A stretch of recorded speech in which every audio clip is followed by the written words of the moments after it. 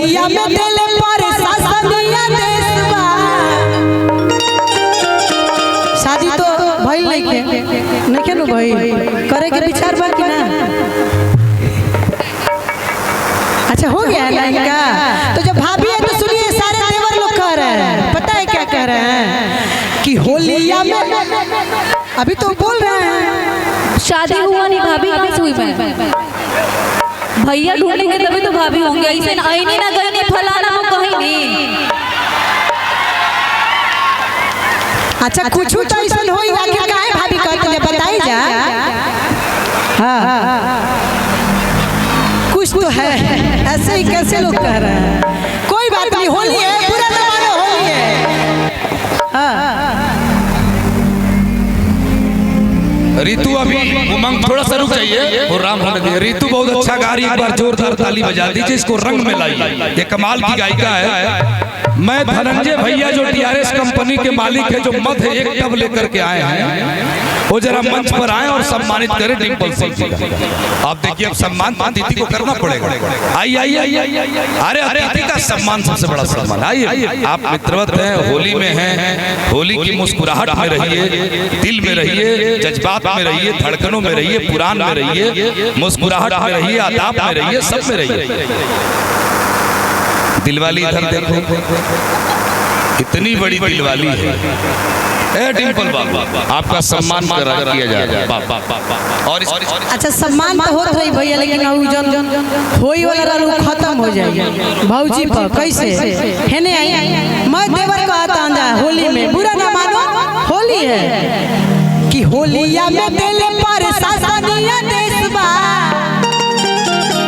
सब देवर खाली होली भर नहीं नहीं नहीं। तो मान लीजिए इनके देवर है तो आपके भी तो कुछ लगेंगे ना, ये बहन है ना आपकी। मैं बिना मतलब किसी से रिश्ते नहीं बनाती। आई हैव यू, मतलब मेरे कुछ लोग हैं, मैं उन्हीं से। आप सब लोग अच्छे हैं, सब अच्छे हैं, अच्छे इंसान है, पर देवर पर। अच्छा ठीक है, खाली होली भर बात सुन ली। देवर कहता था कि होलिया में दिल पर सासनिया देसवा। भैया अरे देवर पर रही जे कटिया पर देसवा। देवर पर रही जे कटिया पर देसवा। होलिया में दिल पर सासनिया देसवा। होलिया में दिल पर सासनिया देसवा। अरे देवर पर रही जे कटिया पर देसवा। देवर पर रही जे कटिया पर देसवा।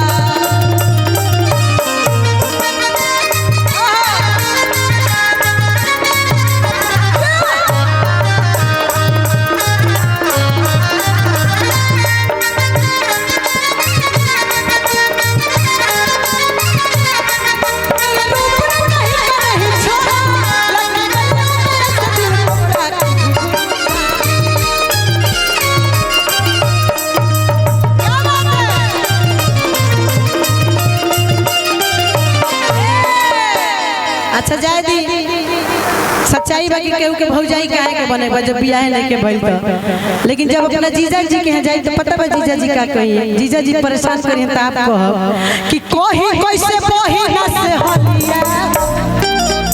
अच्छा जीजा जी बनने की जीजा जी तो बना सकती है ना। मेरे जीजा जी यहाँ पे है ही नहीं, मेरा एक ही जीजा है जो कि दिल्ली में है, और कोई जीजा हो जाए। अच्छा ज्यादा वीडियो कॉल के जीजा जी के दिखा। हाँ कराइए। हेलो होली में मजाक हंसी चलेला ना, तो ये मजाक हंसी के दौरान गीत संगीत चलत रही।